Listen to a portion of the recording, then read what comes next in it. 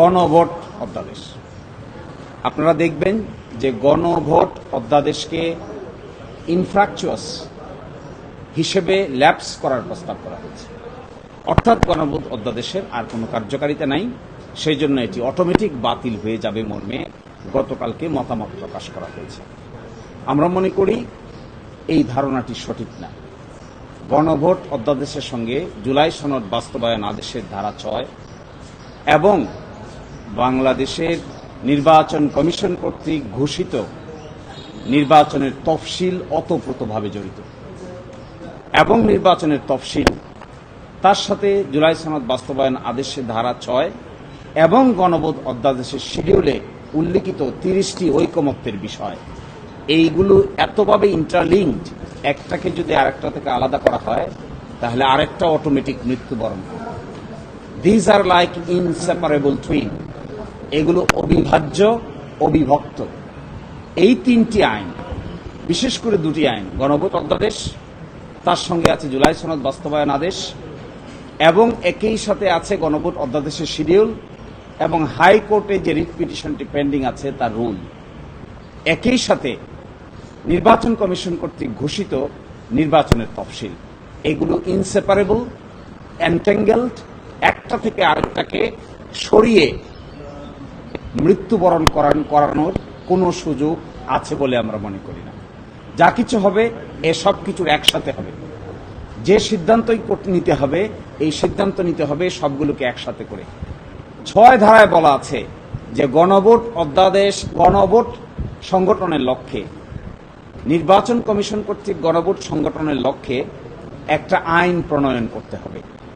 জুলাই সনদ বাস্তবায়ন আদেশের ধারা ৬, সেখানেই সেই আলোকেই একটি গণভোট অধ্যাদেশ জারি করা হয়েছে। এখন যদি গণভোট অধ্যাদেশকে আপনি সেপারেট করে কিল করে দেন, নাই করে দেন, তাহলে it will effect directly July সনদ বাস্তবায়ন আদেশ ধারা ৬, তার প্রিয়েম্বল এবং গণভোট অধ্যাদেশের শিডিউল। গণভোট অধ্যাদেশের শিডিউলটা যদি আপনারা দেখেন, এখানে জাতীয় ঐকমত্য কমিশনে একমত পোষণ করা ৩০টি বিষয়ের লিস্ট দেওয়া আছে। এই ৩০টি বিষয় আবার গণভোট হয়েছে যে ৪টি প্রশ্নে, তার মধ্যে একটি প্রশ্নের অন্তর্ভুক্তি আছে।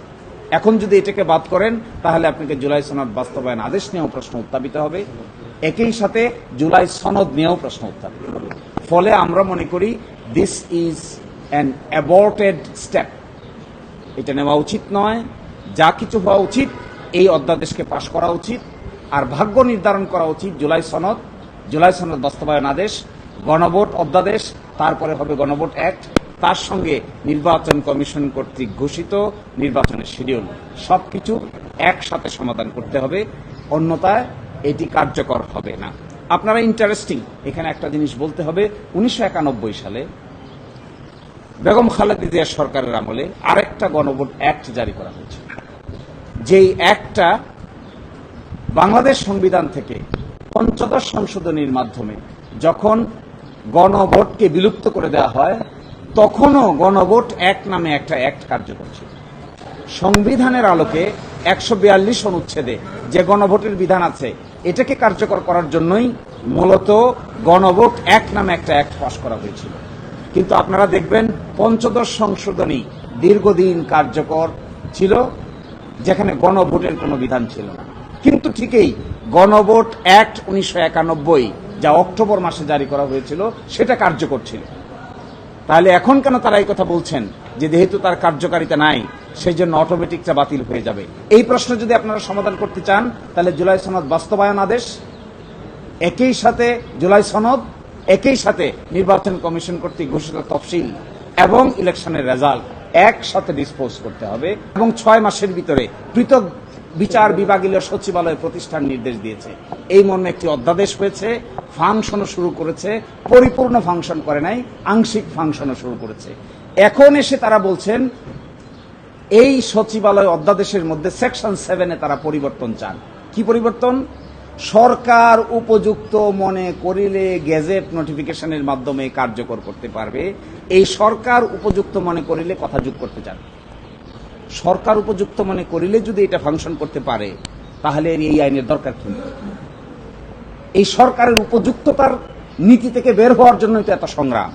সেখানে ছিল উপযুক্ত কর্তৃপক্ষ, আইন মন্ত্রণালয়।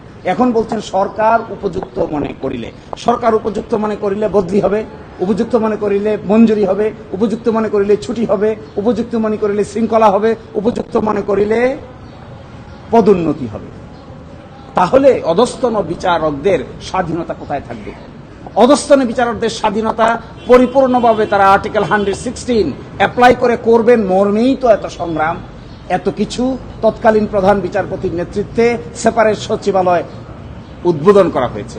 এখন এসে যে লাও সেই কদুতে আবার ফিরিয়ে নিতে দিতে চাচ্ছেন। আমাদের বিবেচনায় এগুলো বিচার বিভাগীয় সংস্কার, সাংবিধানিক সংস্কার এবং ট্রান্সপারেন্সি অ্যাকাউন্টেবিলিটির সংস্কার প্রক্রিয়াটাকে এজ এ হোল তারা বাধাগ্রস্ত করছেন। তারা দেখেন দুদকের প্রধান সার্চ কমিটি তারা নিগেট করে দিচ্ছেন, তারা নিগেট করে দিচ্ছেন মানবাধিকার কমিশনের তদন্ত করার ক্ষমতাকে নিগেট করে দিচ্ছেন। তাহলে আপলিফ করছেন কি? বিচারকদের ইন্ডিপেন্ডেন্স নিগেট করে দিচ্ছেন, সুপ্রিম কোর্টের বিচারক নিয়োগ করার আইনকে নিগেট করে দিচ্ছেন। তাহলে পাশ করছেন কি? রিফর্মের কি হবে? সংস্কারের কি হবে? এত অধ্যাদেশের ফিউচার কি হবে? আর একটি কথা বলে আমি শেষ করে দিচ্ছি আপনাদেরকে। ব্যাংক রেগুলেশন অধ্যাদেশ নামে একটি অধ্যাদেশ আছে, যার মাধ্যমে কতিপয় ব্যাংকে একত্রীকরণ করা হয়েছে।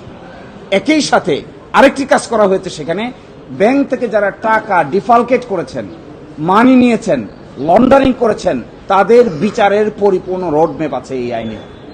তারা এসে বলছেন এই আইনটাকেও তারা ল্যাপস করে দিতে চান। কেন? তাহলে ওই মানি লন্ডারিং এর চাপে পড়েছেন নাকি? যারা মানিটা লন্ডার করলো, ব্যাংকে খালি করলো, ব্যাংক থেকে কোলাটেরাল ছাড়া লোন নিয়ে গেল, যারা ব্যাংকে ভুয়া কোম্পানি তৈরি করে without submitting any collateral took loan of crores and crores of money, তো তাদেরকে সেভ করে দিচ্ছেন তো। Why are you saving them? Why the government is proposing this type of lapsing ordinances? Why? What should be the ultimate benefit? তাহলে আমরা যে বেগমপাড়া বলি, money laundering বলি, ব্যাংকগুলোকে খালি করে বলি, এক ইসলামী ব্যাংক থেকে এস আলম 70,000 কোটি টাকা সরিয়েছে, 70,000 crore টাকা। And now you the government is coming up with your own interpretation and giving them shelter. How? কেন?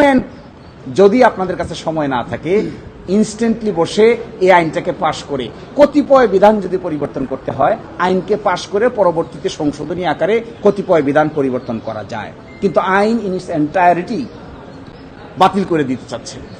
এই জন্য this is a very technical point, legal point.